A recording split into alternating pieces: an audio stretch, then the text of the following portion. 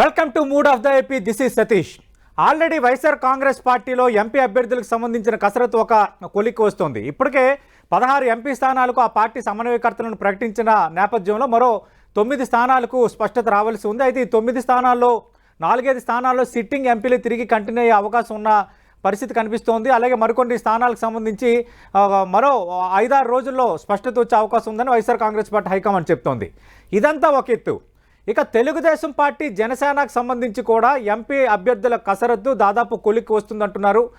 ఇటు వైఎస్ఆర్ కాంగ్రెస్ పార్టీ ముందు అసెంబ్లీ స్థానాలకు సంబంధించి కొన్ని మార్పులు చేర్పులు వస్తూ మధ్యలో 3-4 జాబితాల నుంచి ఎంపీ స్థానాలకు సంబంధించిన సమన్వయకర్తలను కూడా నియమించుకుంటూ వచ్చింది. బట్ తెలుగుదేశం పార్టీ మాత్రం అలాగే జనసేన ఈ రెండు పార్టీలు ముందు ఎంపీ అభ్యర్థులపై కొంత స్పష్టత వచ్చిన తర్వాత అసెంబ్లీ స్థానాలకు సంబంధించి అభ్యర్థులను ప్రకటించాలన్న ఆలోచనతో ఉన్నట్టుగా తెలుస్తోంది.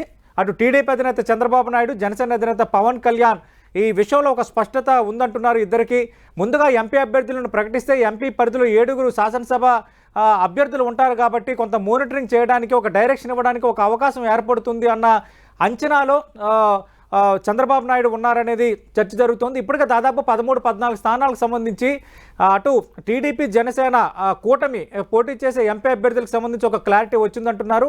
అక్కడ కూడా దాదాపు ఒక 11-12 స్థానాలకు సంబంధించి కొంత క్లారిటీ రావాల్సి ఉందంటున్నారు. వీటన్నిటికి సంబంధించి త్వరలో అధికార ప్రకటన కూడా రాబోతుందంటున్నారు. వీటి నేపథ్యంలో అటు 10 టీవీకి అందించిన ఎక్స్క్లూజివ్ సమాచారం మేరకు దాదాపు ఖరారైన ఎంపీ అభ్యర్థులు, పోటీ పడుతున్న ఎంపీ అభ్యర్థులు టీడీపీ జనసేన కూటమి సంబంధించి దానికి సంబంధించిన ఎక్స్క్లూజివ్ రిపోర్ట్ నేను మీకు ఇప్పుడు అందించబోతున్నాను.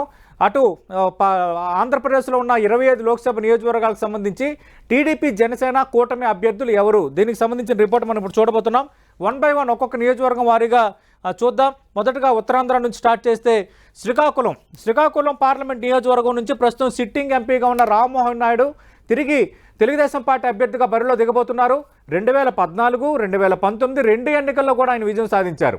మనకి గత ఎన్నికల సినారియో మనం తీసుకుంటే వైఎస్ఆర్ కాంగ్రెస్ పార్టీ హవా అటు అసెంబ్లీ స్థానాల పరంగా కాదు, లోక్సభ స్థానాల పరంగా కూడా బాగా వీచింది. కేవలం తెలుగుదేశం పార్టీ 3 లోక్సభ స్థానాలే గెలుచుకుంది. అవేంటి? 1 శ్రీకాకుళం, 2 విజయవాడ, 3 గుంటూరు. ఈ 3 ఎంపీ స్థానాలు తెలుగుదేశం పార్టీ గెలుచుకుంటే ఆ 3 ఎంపీ స్థానాల్లో శ్రీకాకుళం 1 సిట్టింగ్ ఎంపీ రామ్మోహన్ నాయుడు గత ఎన్నికల్లో గెలిచారు, రెండోసారి గెలిచినట్టు అయింది. అయితే ఇక్కడ ఇంకో అంశం కూడా మనం మాట్లాడుకోవాలి. గెలిచిన 3 సిట్టింగ్ ఎంపీల్లో విజయవాడ ఎంపీ కేసీఆర్ నాని ఈ మధ్యన వైఎస్ఆర్ కాంగ్రెస్ పార్టీలో చేరారు.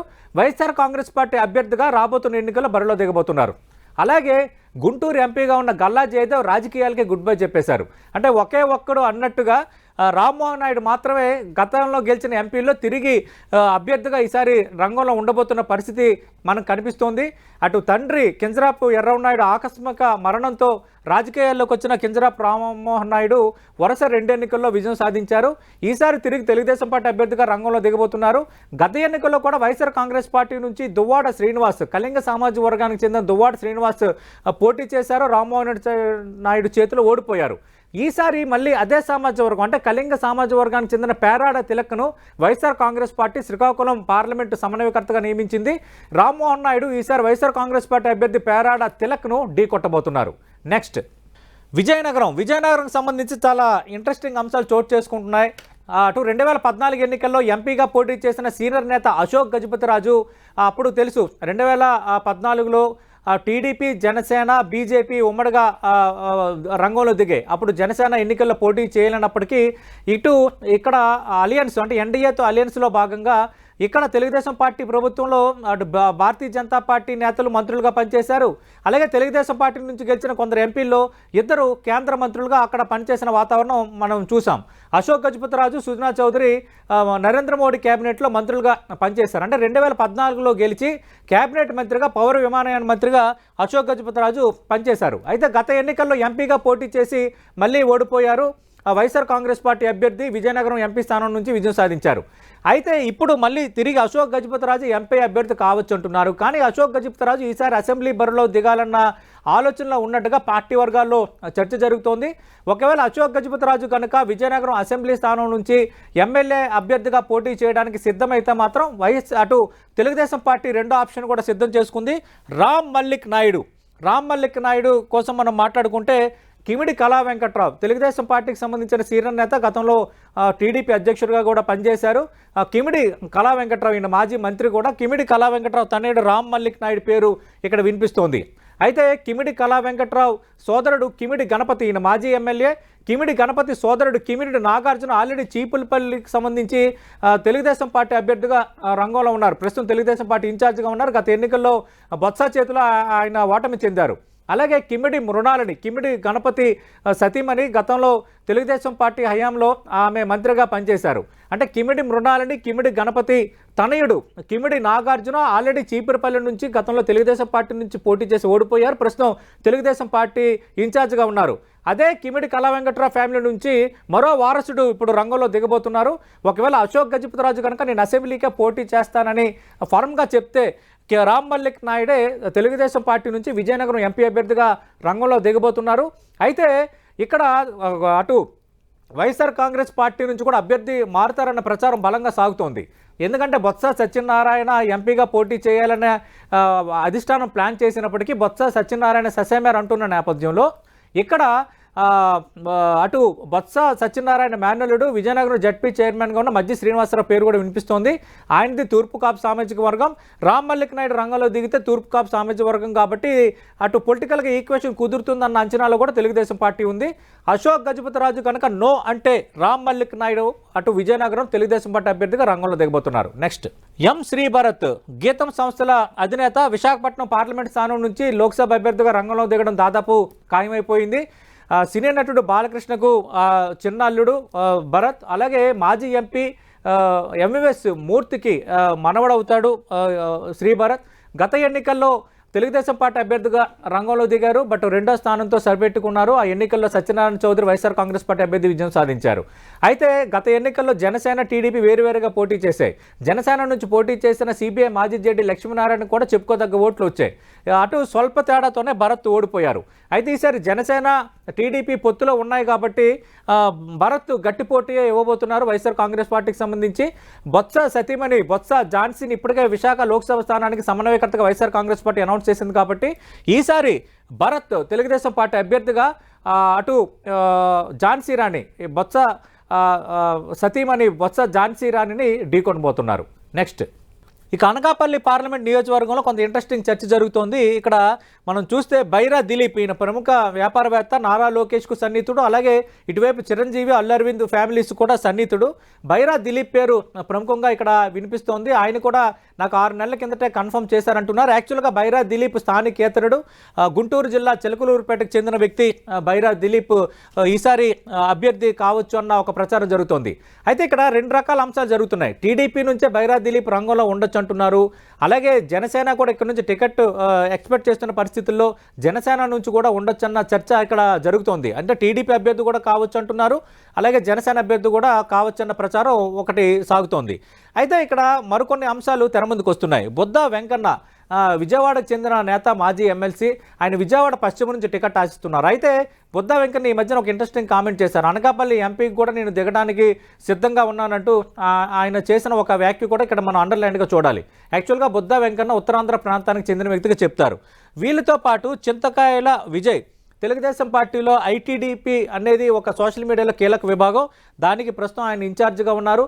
మాజీ మంత్రి చింతకాయల అయ్యన్న పాత్రుడికి స్వయాన తనయుడు చింతకాయల విజయ్ నారా లోకేష్కి సంబంధించి యువ నేతల్లో ఒక వర్గంగా బలమైన నేతగా చింతకాయల విజయ్ ఉన్నారు. ఆయన కూడా ఈసారి ఎంపీ బరిలో దిగడానికి ఎక్స్పెక్ట్ చేస్తున్నారు. ఈ నేపథ్యంలో మరి బైరా దిలీప్కు సీటు దక్కుతుందా, ఆయన టీడీపీ నుంచి కూడా టికెట్ దక్కొచ్చన్న ప్రచారం ఒకవైపు నడుస్తోంది. కాంట్రవర్ట్ సిచ్యువేషన్లో జనసేన కూడా ఎక్స్పెక్ట్ చేస్తుంది కాబట్టి జనసేన నుంచి కూడా రంగంలో ఉండొచ్చు అంటున్న పరిస్థితి కూడా ఉంది. చింతకాయల విజయ్ బొద్దా వెంకన్న పేర్లు వినిపిస్తున్న నేపథ్యంలో చూద్దాం వీరిలో ఎవరు అభ్యర్థి కాబోతున్నారు. నెక్స్ట్ అరకు పార్లమెంట్ నియోజకవర్గం సంబంధించి కిడారి శ్రావణ్ కుమార్ మాజీ మంత్రి రంగంలో ఉండబోతున్నారు. మనకు తెలుసు టీడీపీ హయాంలో చివరి నిమిషంలో కిడారి సర్వేశ్వరరావు, అంతకుముందు ఆయన వైఎస్ఆర్ కాంగ్రెస్ పార్టీ నుంచి ఎమ్మెల్యేగా విజయం సాధించి ఆ తర్వాత తెలుగుదేశం పార్టీకి దగ్గరయ్యారు. అయితే మావోయిస్టుల చేతిలో చనిపోయిన తర్వాత కొద్ది రోజులకే ఎమ్మెల్యే ఎమ్మెల్సీ కాకుండానే కిడారి శ్రావణ్ను అప్పటి చంద్రబాబు నాయుడు కేబినెట్ తీసుకున్నారు. తర్వాత కిడారి శ్రావణ్ ఎమ్మెల్యేగా విజయం సాధించారు. ఈసారి కిడారి శ్రావణ్ అరకు ఎంపీ అభ్యర్థిగా రంగంలో దిగడం దాదాపు ఖాయమైందంటున్నారు. ఇప్పటికే అరకుకు సంబంధించి వైఎస్ఆర్ కాంగ్రెస్ పార్టీ పాడేరు శాసనసభ్యురాలు భాగ్యలక్ష్మిని ఎంపీ అభ్యర్థిగా అంటే పార్లమెంట్ నియోజకవర్గ సమన్వయకర్తగా ప్రకటించిన నేపథ్యంలో కిడారి శ్రావణ్ కుమార్ వర్సెస్ భాగ్యలక్ష్మి మధ్య ఈసారి అరకు పార్లమెంట్ అంటే లోక్సభ పోరు జరగబోతోంది. నెక్స్ట్ కాకినాడకు సంబంధించి మనం చూస్తే సానా సతీష్ జనసేన అభ్యర్థిగా రంగంలో దిగబోతున్నారంటున్నారు. కూటమిలో భాగంగా జనసేన అనకాపల్లి, కాకినాడ, మచిలీపట్నం, అలాగే నర్సాపురం, రాజంపేట ఈ నియోజకవర్గాలు అడుగుతున్నట్టుగా కొంత ప్రచారంలో ఉంది. అయితే ఇప్పటివరకు కొలిక్కి వచ్చిన వాటిలో కాకినాడ, మచిలీపట్నంకి సంబంధించి కొంత క్లారిటీ వచ్చిందంటున్నారు.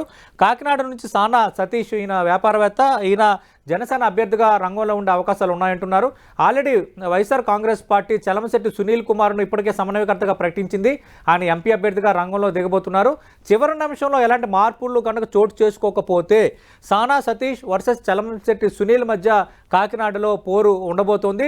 టీడీపీ జనసేన కూటమి అభ్యర్థిగా సానా సతీష్ రంగంలో దిగబోతున్నారు. నెక్స్ట్ అమలాపురం నుంచి 2-3 పేర్లు వినిపించినప్పటికీ మాజీ స్పీకర్ జీఎంసీ బాలయోగి తనయుడు గంటి హరీష్ పేరును దాదాపు చంద్రబాబు నాయుడు కన్ఫర్మ్ చేశారంటున్నారు. అమలాపురం ఎస్సీ రిజర్వ్ నియోజకవర్గం ఖచ్చితంగా తీవ్రమైన పోటీ ఉంది. ఇంకా వైఎస్ఆర్ కాంగ్రెస్ పార్టీకి సంబంధించి అమలాపురం బరిలో ఎవరు దిగుతారో ఇంకా ఒక చర్చకు రాలేదు.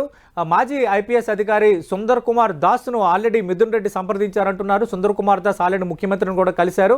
అయితే ఆయనకు గన్నవరం అసెంబ్లీ సీట్ను రిఫర్ చేశారు. కానీ గన్నవరం వద్దు, నేను ఐజీగా పనిచేశాను కాబట్టి ఐజీ స్థాయిలో నాకు ఎంపీ అభ్యర్థిగా పోటీ చేసే ఆలోచన ఉంది, అవకాశం ఇవ్వండి అని మాజీ ఐపీఎస్ అధికారి సుందర్ కుమార్ దాస్ అడుగుతున్నట్టుగా ప్రచారం జరుగుతోంది. ఈ నేపథ్యంలో ఇంకా అమలాపురం వైఎస్ఆర్ కాంగ్రెస్ పార్టీ అభ్యర్థి కన్ఫర్మ్ కాలేదు. బట్ తెలుగుదేశం పార్టీకి సంబంధించి 2-3 పేర్లు వినిపించినా ఫైనల్గా గంటి హరీష్ వైపే చంద్రబాబు నాయుడు మొగ్గు చూపారు. ఆల్రెడీ పని చేసుకోమని సంకేతాలు కూడా పంపారన్న చర్చ తెలుగుదేశం పార్టీ వర్గాల్లో జరుగుతోంది. ఈసారి అమలాపురం పార్లమెంట్ నియోజకవర్గం నుంచి మాజీ స్పీకర్ దివంగత బాలయోగి తనయుడు గంటి హరీష్ రంగంలో దిగబోతున్నారు.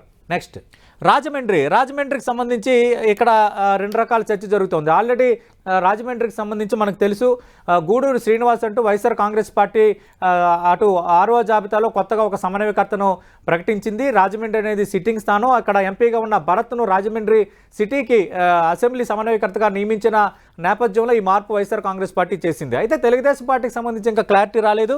బొడ్డు వెంకటరమణ చౌదరి ప్రస్తుతం రాజానగరం ఇన్ఛార్జిగా ఉన్నారు. ఆయన ఈసారి ఎంపీ అభ్యర్థిగా రంగంలో దిగడం ఖాయమంటున్నారు. మాజీ ఎమ్మెల్యే ఆయన. అయితే బొడ్డు వెంకటరమణ చౌదరి రాజానగరం ఇన్ఛార్జిగా ఉన్నారు. రాజానగరం నుంచి జనసేన అభ్యర్థి రంగంలో ఉండబోతున్నారంటూ నేరుగా పవన్ కళ్యాణ్ అఫీషియల్గా అనౌన్స్ చేసిన నేపథ్యంలో ఈసారి బొడ్డు వెంకటరమణ చౌదరికి ఎంపీగా అవకాశం దక్కడం ఖాయమన్న చర్చ తెలుగుదేశం పార్టీ వర్గాల్లో జరుగుతోంది. అయితే సిస్లా లోహిత్ టీడీపీ యువనేత, కొంచెం లోకేష్కు సన్నిహితమైన నేతగా పేరుంది, పార్టీ కార్యక్రమాల్లో చురుగ్గా పాల్గొంటున్నారు కాబట్టి ఆయన కూడా తన ప్రయత్నాలు చేసుకుంటున్నారు. బట్ హైకమాండ్ ఎవరివైపు మొగ్గు చూపుతుందన్న చర్చ కూడా ఉన్నప్పటికీ ఫైనల్గా సీనియారిటీని దృష్టిలో పెట్టుకొని బొడ్డు వెంకటరమణ చౌదరికే అవకాశాలు ఎక్కువగా ఉన్నాయన్న చర్చ జరుగుతోంది. అటు తెలుగుదేశం పార్టీ అభ్యర్థి వీళ్ళిద్దరిలో ఒకరు ఖచ్చితంగా కావచ్చు. వీళ్ళు వైఎస్ఆర్ కాంగ్రెస్ పార్టీ అభ్యర్థి గూడూరు శ్రీనివాస్ను ఢీకొట్టబోతున్నారు. నెక్స్ట్ ఏలూరుకు సంబంధించి మనకు తెలుసు ఎన్ఆర్ఐ గోపాల్ యాదవ్ పేరు వినిపిస్తోంది. చాలా రోజుల నుంచి ఇక్కడ ట్రస్ట్ గట్ట పెట్టి కార్యకలాపాలు నిర్వహిస్తున్నారు. అయితే ఆల్రెడీ ఏలూరుకు సంబంధించి మనకు తెలుసు కారుమూరు నాగేశ్వరరావు ఆయన మంత్రిగా ఉన్నారు. ఆయన తనయుడు కారుమూరు సునీల్ని ఇప్పటికే వైఎస్ఆర్ కాంగ్రెస్ పార్టీ సమన్వయకర్తగా ప్రకటించింది. ఆయన కూడా యాదవ్ సామాజిక వర్గానికి చెందిన వాళ్ళే. అందుకు ముళ్ళును ముళ్ళుతోనే తీయాలి అన్నట్టుగా, ముళ్ళును ముళ్ళుతోనే ఢీ కొట్టాలన్న ఒక రాజకీయ సూత్రం అన్నట్టుగా ఆ మోడల్లో గోపాల్ యాదవ్ అంటే యాదవ్ సామాజిక వర్గానికి చెందిన గోపాల్ యాదవ్ పేరుని తెలుగుదేశం పార్టీ ఇక్కడ పరిశీలిస్తుంది. దాదాపు గోపాల్ యాదవ్ పేరు కన్ఫర్మ్ అయ్యే అవకాశాలు ఉన్నాయన్నదే ఎక్కువగా తెలుగుదేశం పార్టీ వర్గాల నుంచి వినిపిస్తున్న సమాచారం. ఇటు కారుమూరి సునీల్ కుమార్ యాదవ్ను గోపాల్ యాదవ్ ఈసారి ఏలూరు లోక్సభ స్థానానికి సంబంధించి ఎన్నికల్లో ఢీకొట్టబోతున్నారు. నరసాపురం సంబంధించి మనకు తెలుసు Raghuramakrishnaraju YSR Congress party sitting MP, YSR Congress party rebel MP. YSR Congress party ticket మీద గెలిచిన ఆ పార్టీలతో ఏర్పడిన విభేదాల నేపథ్యంలో చాలా రోజుల నుంచి పార్టీ కార్యక్రమాలకు దూరంగా ఉన్నారు. పార్టీకి వ్యతిరేకంగా కూడా మాట్లాడుతున్న పరిస్థితి మనం చూసాం. అయితే ఈసారి టీడీపీ అభ్యర్థిగా రంగంలో ఉండబోతున్నారు. టీడీపీ జనసేన కూటమి అభ్యర్థిగా రంగంలో ఉండబోతున్నారు రఘురామకృష్ణరాజు అన్న అంటున్నారు. తెలుగుదేశం పార్టీ నుంచే ఆయన బీఫామ్ తీసుకోబోతున్నారు అంటున్నారు. కానీ జనసేన మద్దతు కూడా ఉంటుంది కాబట్టి కూటమి అభ్యర్థిగా ఆయన రంగంలో ఉండడం దాదాపు ఖాయం అంటున్నారు. ఆల్రెడీ ఇక్కడ ఉమాబాల అనే ఒక అభ్యర్థిని వైఎస్ఆర్ కాంగ్రెస్ పార్టీ 6వ జాబితాలో ప్రకటించింది. ఉమాబాల వర్సెస్ రఘురామకృష్ణరాజు మధ్య ఈసారి నరసాపురం లోక్సభ పోరు మనం చూడబోతున్నాం. నెక్స్ట్ మచిలీపట్నంకి సంబంధించి వల్లభనేని బాలశౌరి ప్రస్తుతం సిట్టింగ్ ఎంపీగా ఉన్నారు వైఎస్ఆర్ కాంగ్రెస్ పార్టీ నుంచి. ఈ మధ్య కాలంలోనే ఆయన పార్టీకి దూరం అయ్యారు. మచిలీపట్నంకి సంబంధించి సిట్టింగ్ ఎంపీగా ఉన్న బాలశౌరి ఈసారి జనసేన నుంచి అభ్యర్థిగా రంగంలో ఉండబోతున్నారు. ఈ నేపథ్యంలోనే బాలశౌరి కాపు సామాజిక వర్గానికి చెందిన వ్యక్తి కాబట్టి ఆల్రెడీ అవనిగడ్డ శాసనసభ్యుడిగా ఉన్న సింహాద్రి రమేష్ను మచిలీపట్నం లోక్సభ సమన్వయకర్తగా వైఎస్ఆర్ కాంగ్రెస్ పార్టీ ఇప్పటికే నియమించింది. సింహాద్రి రమేష్ వర్సెస్ వల్లభనేని బాలశౌరి మధ్య ఈసారి పోటీ ఉండబోతోంది. చివరిలో మార్పులు చేర్పులు ఉండకపోతే మాత్రం వల్లభనేని బాలశౌరి తెలుగుదేశం పార్టీ జనసేన కూటమి అభ్యర్థిగా జనసేన కోటాలో ఈసారి అభ్యర్థిగా రంగంలో దిగబోతున్నారు. అలాగే వైఎస్ఆర్ కాంగ్రెస్ పార్టీ అభ్యర్థి సింహాద్రి రమేష్ను ఈయన ఎన్నికల్లో ఢీకొట్టబోతున్నారు.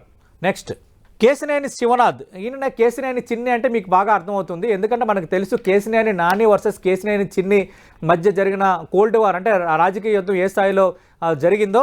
ప్రస్తుతం విజయవాడ లోక్సభ స్థానం అటు తెలుగుదేశం పార్టీ సిట్టింగ్ స్థానం 2014-2019 ఎన్నికల్లో కేశినేని నాని విజయం సాధించారు. అయితే కేశినేని నాని తెలుగుదేశం పార్టీకి రాజీనామా చేసి వైఎస్ఆర్ కాంగ్రెస్ పార్టీలో చేరిన 24 గంటల్లోనే విజయవాడ లోక్సభ సమన్వయకర్తగా ఆయన్ని వైఎస్ఆర్ కాంగ్రెస్ పార్టీ ఖరారు చేసిన నేపథ్యంలో వైఎస్ఆర్ కాంగ్రెస్ పార్టీ నుంచి విజయవాడ లోక్సభ అభ్యర్థిగా కేశినేని నాని ఈసారి రంగంలో దిగబోతున్నారు. స్వయాన ఆయన సోదరుడు కేశినేని చిన్నిని తెలుగుదేశం పార్టీ ఇప్పటికే విజయవాడ ఎంపీ అభ్యర్థిగా దాదాపు ఖరారు చేసిన నేపథ్యంలో ఈసారి అన్నాదమ్ముల మధ్య విజయవాడ లోక్సభ పోరు జరగబోతోంది. ఒక రకంగా రసవత్తర పోరుగానే చెప్పాలి. మొన్నటి వరకు నువ్వా నేను అన్నట్టుగా గొడవలు పడిన అన్నాదమ్ములు ఈసారి నేరుగా ఎన్నికల్లోనే తలబడిపోతున్న నేపథ్యం. కేశినేని నాని వర్సెస్ కేశినేని చిన్ని మధ్య ఈసారి విజయవాడ లోక్సభ పోరు మనం చూడబోతున్నాం. నెక్స్ట్ గుంటూరు పార్లమెంట్కి సంబంధించి మనకు తెలుసు ఆల్రెడీ ఉమ్మారెడ్డి వెంకటరమణ అంటే ఉమ్మారెడ్డి వెంకటేశ్వర్లు మండలిలో వైసీపీ పక్ష నేత, మాజీ కేంద్ర మంత్రి,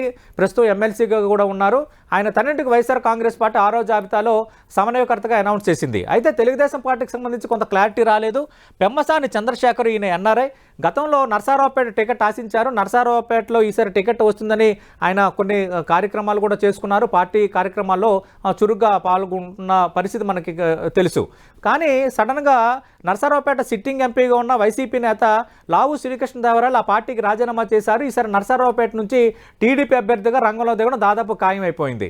ఈ నేపథ్యంలో గుంటూరు నుంచి పెమ్మసాని చంద్రశేఖర్కు అవకాశం ఇవ్వాలన్న యోచనలో చంద్రబాబు నాయుడు ఉన్నారన్న ప్రచారం జరుగుతోంది. పార్టీని నమ్ముకుని ఉన్నారు, ఖచ్చితంగా ఒక అవకాశం ఇవ్వాలన్న ఆలోచన చేస్తున్నట్టుగా చర్చ జరుగుతోంది. అయితే దీంతో పాటు భాష్యం రామకృష్ణ, భాష్యం విద్యా సంస్థలు అంటే అందరికీ తెలిసిందే. ఆంధ్రప్రదేశ్లో అలాగే తెలంగాణలో కూడా కొన్ని బ్రాంచెస్ ఉన్నాయి. భాష్యం రామకృష్ణ పేరు కూడా ఇక్కడ ప్రముఖంగా వినిపిస్తోంది. ఆయన కూడా చాలా రోజుల నుంచి గుంటూరు పార్లమెంట్ టికెట్ ఆశిస్తున్నారు. అలాగే ఒక మీడియా సంస్థ అధినేత ఆశీస్సులు కూడా భాష్యం రామకృష్ణకు ఎక్కువగా ఉన్నాయన్న ప్రచారం బయట పొలిటికల్ సర్కిల్స్లో ఉంది. ఇక్కడ భాష్యం రామకృష్ణ వర్సెస్ పెమ్మసాని చంద్రశేఖర్ మధ్య పోటీ ఉండబోతుంది. ఈ ఇద్దరిలో ఒకరే దాదాపుగా గుంటూరు అభ్యర్థి కావచ్చు. వీళ్ళు అటు ఉమ్మారెడ్డి వెంకటరమణ వైఎస్ఆర్ కాంగ్రెస్ పార్టీ అభ్యర్థిని రాబోతున్న ఎన్నికల్లో ఢీకొట్టబోతున్నారు. నరసరావుపేట లావు శ్రీకృష్ణదేవరాయలు ప్రస్తుతం సిట్టింగ్ ఎంపీ, అధికార వైఎస్ఆర్ కాంగ్రెస్ పార్టీ నుంచి ఉన్నారు. ఈ మధ్యన వైఎస్ఆర్ కాంగ్రెస్ పార్టీకి రాజీనామా చేసిన పరిస్థితి మనకి కనిపించింది. ఈసారి తెలుగుదేశం పార్టీలో ఇంకా చేరలేదు, అఫీషియల్గా చేరబోతున్నారంటున్నారు. నరసరావుపేట నుంచి తెలుగుదేశం పార్టీ అభ్యర్థిగా లావు శ్రీకృష్ణదేవరాయలు రంగంలో ఉండబోతున్నారు. దాదాపు ఈ విషయంలో ఎలాంటి అభ్యంతరాలు లేవు. చంద్రబాబు నాయుడు కూడా కన్ఫర్మ్ చేశారు, పని చేసుకోమని చెప్పారనేదే పార్టీ వర్గాల నుంచి వినిపిస్తున్నమాట.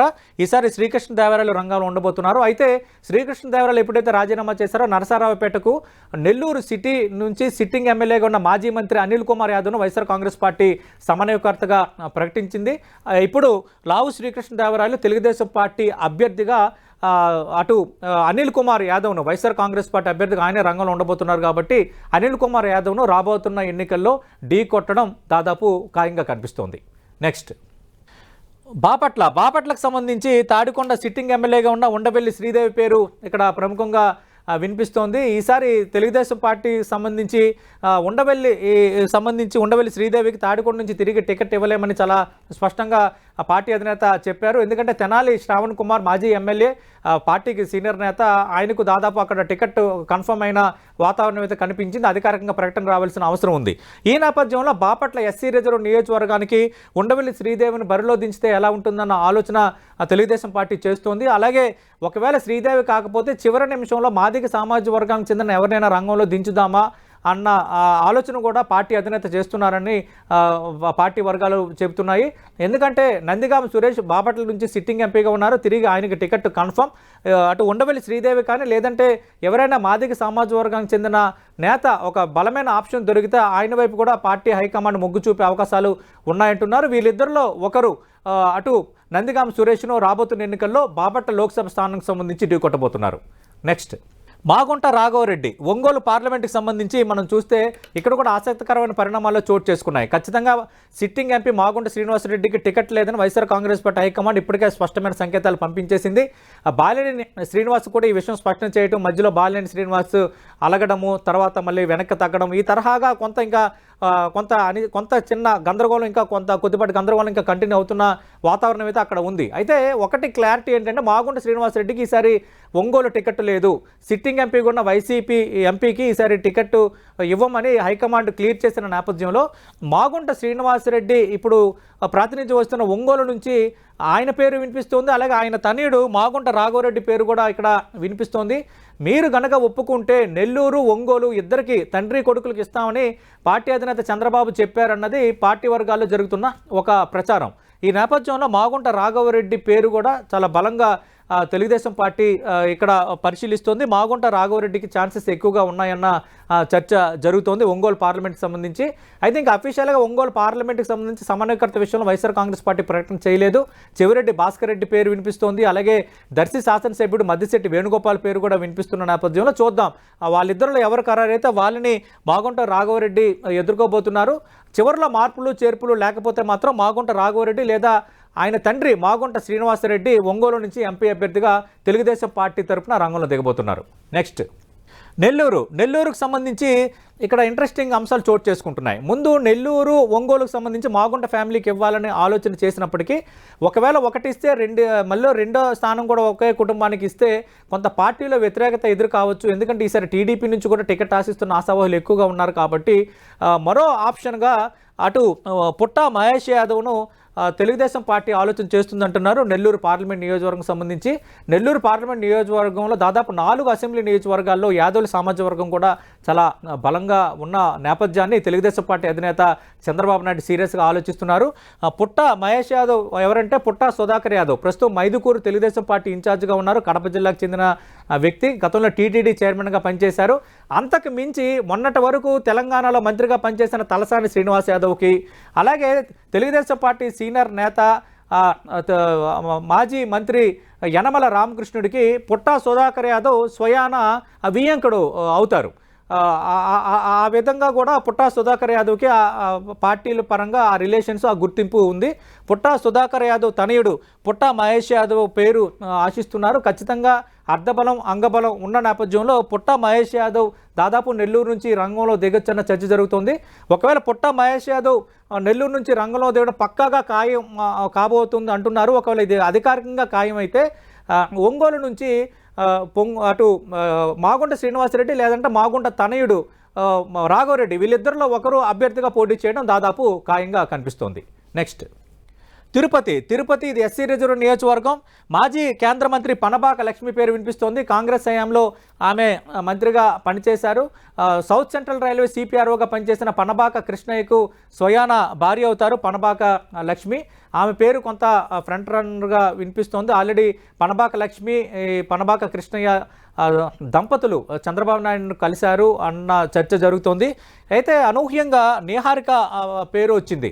నిహారిక ఎవరు అంటే రత్నప్రభ. గత తిరుపతి ఉప ఎన్నికల్లో బీజేపీ అభ్యర్థిగా రంగంలో దిగిన కర్ణాటక ప్రభుత్వ మాజీ చీఫ్ సెక్రటరీ రత్నప్రభ కుమార్తె నిహారిక.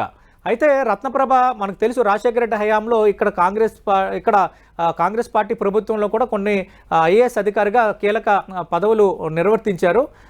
రత్నప్రభకు నిహారిక కూతురు అవుతారు. అయితే తెలుగుదేశం పార్టీ అభ్యర్థిగా ఎందుకు ఈమెను తెరపైకి తెచ్చారన్న డౌట్ మీకు రావచ్చు. ఇక్కడ నిహారికకు తెలుగుదేశం పార్టీ లింక్ కూడా ఉంది. గతంలో రాజ్యసభ సభ్యుడిగా పనిచేసిన తెలుగుదేశం పార్టీ నేత తలారి మనోహర్కు నిహారిక స్వయాన కోడలవుతారు. తలారి మనోహర్ తనయుడు తలారి ఆదిత్య మనకు తెలుసు సచివేడు నుంచి గతంలో ఎమ్మెల్యేగా పనిచేశారు. ఎమ్మెల్యేగా పనిచేసిన మాజీ ఎమ్మెల్యే తలారి ఆదిత్యకు తలారి ఆదిత్య సోదరుడికి నిహారిక భార్య అవుతారు. అంటే ఒక విధంగా తెలుగుదేశం పార్టీ మాజీ ఎమ్మెల్యేకి స్వయాన వదినవుతారు. అలాగే తెలుగుదేశం పార్టీ మాజీ ఎంపీకి స్వయాన కోడలు అవుతారు. కాబట్టి Telugu Desam party background, Telugu Desam party profile కూడా నిహారికకు ఉంది. అంతకు మించి రత్నప్రభకు కుమార్తె కావటం, ఇలాగా చాలా అంశాలు కలిసి వచ్చే అంశాలు ఉన్న నేపథ్యంలో నిహారిక పేరును కూడా తెలుగుదేశం పార్టీ హైకమాండ్ సీరియస్గా ఆలోచన చేస్తుంది. పనబాక లక్ష్మి లేదా నిహారికలో ఒకరు అభ్యర్థి కావడం ఖాయమంటున్నారు. ఆల్రెడీ తిరుపతికి సంబంధించి సిట్టింగ్ ఎంపీగా ఉన్న గురుమూర్తినే మార్పులో మార్పు భాగంగా తిరిగి వైఎస్ఆర్ కాంగ్రెస్ పార్టీ హైకమాండ్ ప్రకటించిన నేపథ్యంలో వీళ్ళిద్దరిలో ఎవరో ఒకరు ఖచ్చితంగా sitting MP YSR Congress party అభ్యర్థి గురుమూర్తిని రాబోతున్న ఎన్నికల్లో ఢీకొట్టబోతున్నారు. నెక్స్ట్ చూద్దాం. చిత్తూరు పార్లమెంట్కి సంబంధించి కూడా ఇక్కడ ఇంట్రెస్టింగ్ అంశాలు తెరముందుకు వస్తున్నాయి. తలారి ఆదిత్య సత్యవేడు మాజీ ఎమ్మెల్యే, ఆయన పేరు ఈసారి చిత్తూరు పార్లమెంట్ స్థానానికి అటు తెలుగుదేశం పార్టీ కొంత సీరియస్గానే పరిగణిస్తోంది.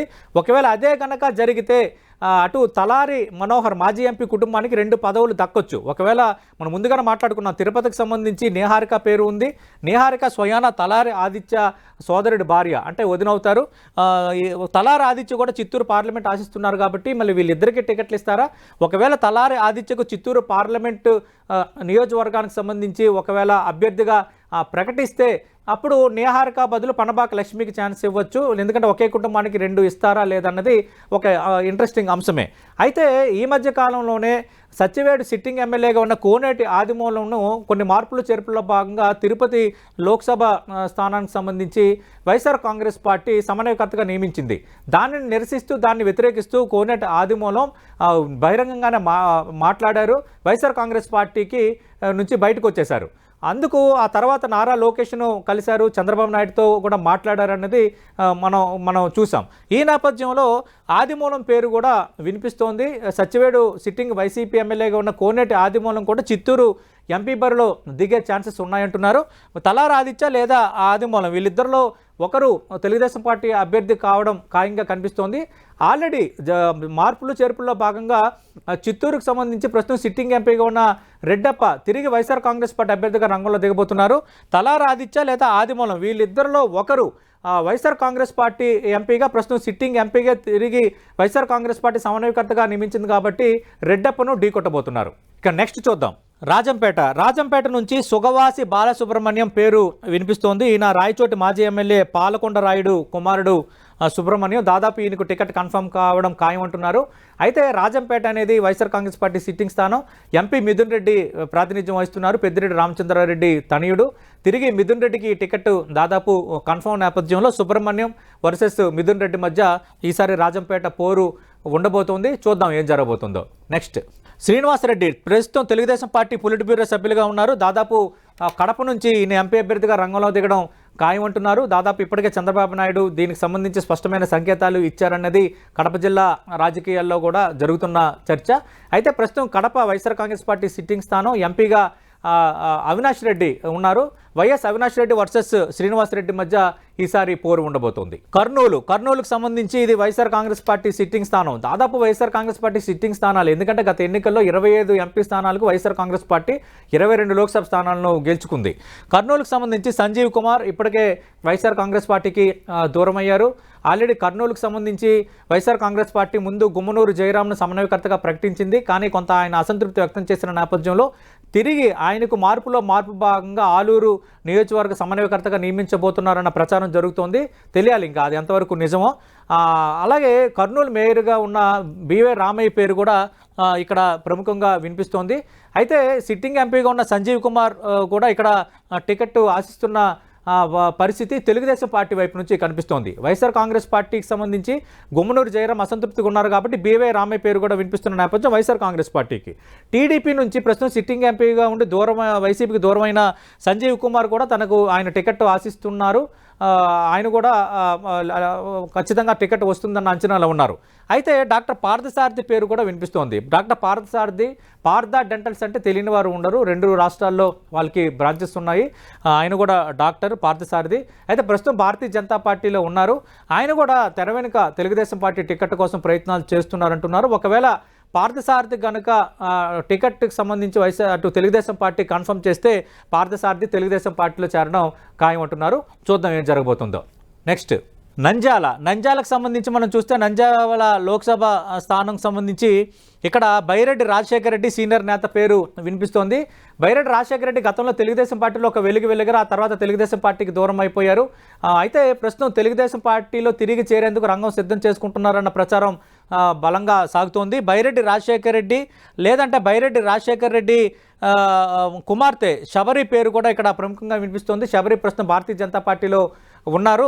టికెట్ ఇద్దరు ఆశిస్తున్నారన్న ప్రచారం నియోజకవర్గంలో బలంగా సాగుతోంది. ఇక నంద్యాల లోక్సభ స్థానం సంబంధించి వినిపిస్తున్న మరో పేరు గోగుశెట్టి నరసింహారావు. ఈయన ప్రముఖ ఆడిటర్, రియాల్టర్, అడ్వకేట్ కూడా. బలిజ సామాజిక వర్గానికి చెందిన ఓట్లు కూడా నంద్యాల లోక్సభ పరిధిలో దాదాపు 4 నియోజకవర్గాల్లో కొంత బలీయమైన ఓట్ బ్యాంక్గా ఉన్నాయి కాబట్టి ఇక్కడ తెలుగుదేశం పార్టీ హైకమాండ్ గోగుశెట్టి నరసింహారావు పేరు కూడా పరిశీలిస్తోంది. ఇప్పటికే లోక్సభ నియోజకవర్గంలో ఆయన విస్తృతంగా తిరుగుతున్నారు. స్పెసిఫిక్గా ఆలగడ్డ నియోజకవర్గంలో స్పెసిఫిక్గా ఎక్కువగా తిరుగుతున్న వాతావరణం అయితే కనిపిస్తోంది. ఆల్రెడీ చంద్రబాబు నాయుడు నుంచి ఒక స్పష్టమైన హామీ ఉందన్న ప్రచారం కూడా జరుగుతోంది. మరి ఈ నేపథ్యంలో బైరెడ్డి రాజశేఖర్, శబరి, గోగుశెట్టి నరసింహారావులో ఎవరికి టికెట్ దక్కబోతుందన్న చర్చ అయితే జరుగుతోంది. నెక్స్ట్ ఇక అనంతపురంకి సంబంధించి మనం చూస్తే పోల నాగరాజు అలాగే కాళ్ళ శ్రీనివాసుల పేర్లు తెలుగుదేశం పార్టీ అభ్యర్థులుగా ఇక్కడ చర్చలోకి వస్తున్నాయి. ఇప్పటికే అనంతపురంకి సంబంధించి మనకు తెలుసు, ప్రస్తుతం పెనుగొండ శాసనసభ్యుడిగా ఉన్న మాజీ మంత్రి శంకర్ నారాయణను అనంతపురం లోక్సభ సమన్వయకర్తగా వైఎస్ఆర్ కాంగ్రెస్ పార్టీ నియమించింది. అలాగే ప్రస్తుతం సిట్టింగ్ ఎంపీగా ఉన్న తలారి రంగయ్యను కళ్యాణదుర్గం సమన్వయకర్తగా నియమించారు. ఆల్రెడీ వైఎస్ఆర్ కాంగ్రెస్ పార్టీకి సంబంధించి మాజీ మంత్రి శంకర్ నారాయణ అనంతపురం లోక్సభ అభ్యర్థిగా రంగంలో దిగబోతున్నారు. అయితే తెలుగుదేశం పార్టీకి సంబంధించి జిల్లా పరిషత్ మాజీ చైర్మన్ పోల నాగరాజు ప్రయత్నం చేస్తున్నారు. ఆయన పేరు కూడా ప్రముఖంగా వినిపిస్తోంది. అలాగే మాజీ మంత్రి, టీడీపీ సీనియర్ నేత, పొలిట్ బ్యూరో సభ్యుడిగా ఉన్న కాలువ శ్రీనివాసులు పేరు కూడా ప్రముఖంగా వినిపిస్తోంది. మాజీ మంత్రి ఈసారి లోక్సభకు పంపిస్తే ఎలా ఉంటుంది? బోయ సామాజిక వర్గానికి చెందిన నేత కాబట్టి ఖచ్చితంగా అనంతపురంలో బోయ సామాజిక వర్గం ఓట్లు అనేవి కీ ఫ్యాక్టర్ కాబట్టి ఖచ్చితంగా ఉన్నారు. అలాగే పోల నాగరాజు పేరు కూడా వినిపిస్తోంది. వీళ్ళిద్దరిలో ఒకరు అనంతపురం నుంచి లోక్సభకు సంబంధించి తెలుగుదేశం పార్టీ అభ్యర్థిగా రంగంలో దిగబోతున్నారు. వీళ్ళిద్దరిలో ఎవరు ఖరారైతే వాళ్ళు మాజీ మంత్రి శంకర్ నారాయణను అనంతపురం లోక్సభ అభ్యర్థిగా వైఎస్ఆర్ కాంగ్రెస్ పార్టీ అభ్యర్థిగా ఉన్నారు కాబట్టి శంకర్ నారాయణను ఢీకొట్టబోతున్నారు. నెక్స్ట్ హిందూపురంకి సంబంధించి మాజీ ఎమ్మెల్యే, గతంలో అనంతపురం జిల్లా అధ్యక్షుడిగా పనిచేసిన బీకే పార్థసారథి పేరు ప్రముఖంగా వినిపిస్తోంది. బీకే పార్థసారథి సీనియర్ నేత, పలు దఫాలు ఎమ్మెల్యేగా పనిచేసిన అనుభవం కూడా ఉంది. అలాగే అటు పార్టీ హైకమాండ్కి సంబంధించి తెలుగుదేశం పార్టీకి సంబంధించి లాయల్గా ఉన్న నేతగా పేరు పొందారు. ఇప్పటికే వైఎస్ఆర్ కాంగ్రెస్ పార్టీ శాంత అనే కొత్త అభ్యర్థిని అక్కడ సమన్వయకర్తగా నియమించింది. మొదటి జాబితాలో ఉన్న ప్రకటన వచ్చింది. ప్రస్తుతం హిందూపురం అనేది వైఎస్ఆర్ కాంగ్రెస్ పార్టీ సిట్టింగ్ స్థానం. ఎంపీగా గోరంట్ల మాధవ్ ఉన్నారు. గోరంట్ల మాధవ్కు మార్పులు చేర్పుల్లో భాగంగా ఇంకెక్కడా కూడా అవకాశం ఇవ్వలేదు. కనీసం ఒక అసెంబ్లీ స్థానానికి కూడా సమన్వయకర్తగా నియమించిన పరిస్థితుల్లో జే శాంత అనే కొత్త అభ్యర్థిని రంగంలో దించింది వైఎస్ఆర్ కాంగ్రెస్ పార్టీ. జే శాంతను బీకే పార్థసారథి ఢీకొట్టబోతున్నారు. చివరిలో మార్పులు చేర్పులు జరగకపోతే బీకే పార్థసారథి పేరు దాదాపు కన్ఫర్మ్ అనేది హిందూపురం సంబంధించి బాగా బలంగా చర్చ జరుగుతోంది. అయితే ఇక్కడ అనంతపురం జిల్లాకు సంబంధించి ఒక సమస్య తెలుగుదేశం పార్టీకి ఎదురవుతోంది. ఎందుకంటే అనంతపురం, హిందూపురం ఈ 2 లోక్సభ స్థానాలకు సంబంధించి వైఎస్ఆర్ కాంగ్రెస్ పార్టీ బీసీ అభ్యర్థులను రంగంలో దించింది కాబట్టి తిరిగి బీసీ అభ్యర్థులను రంగంలో దించాలని చంద్రబాబు నాయుడు ఆలోచన చేస్తున్నారు. కాలువ శ్రీనివాసులు గతంలో మంత్రిగా పనిచేశారు. తిరిగి ఆయన రాయదుర్గం నుంచే పోటీ చేయాలని ఆలోచనలో ఉన్నారు. ఒకవేళ తెలుగుదేశం పార్టీ అధికారంలోకి వస్తే మంత్రిగా ఉండొచ్చన్న ఆలోచన ఆయన సన్నిహితుల వద్ద ఆయన మాట్లాడుతున్నట్టుగా మనకి సమాచారం అందుతోంది. అయితే అటు వైఎస్ఆర్ కాంగ్రెస్ పార్టీ ఎంపీ స్థానాలకు సంబంధించి కొంత గట్టిగా దృష్టి పెట్టిన నేపథ్యం ఉంది కాబట్టి అందులోనూ అనంతపురం నుంచి మాజీ మంత్రి శంకర్ నారాయణను రంగంలో దించిన నేపథ్యంలో ఖచ్చితంగా మీరు ఒక మాజీ మంత్రిగా ఒక బలమైన క్యాండిడేట్గా మీరు రంగంలో దిగితే బెటర్ అన్న ఆలోచనలో టీడీపీ హైకమాండ్ ఉందంటున్నారు. మరి కాల్వ శ్రీనివాసులను కోరికను మన్నిస్తారా, లేదంటే పార్టీ హైకమాండ్ ఆదేశాలను మన్నించి పార్టీ అవసరాల దృష్ట్యా కాల్వ శ్రీనివాసులు రంగంలో దిగుతారా లేదనేది వేచి చూడాల్సిన పరిస్థితి.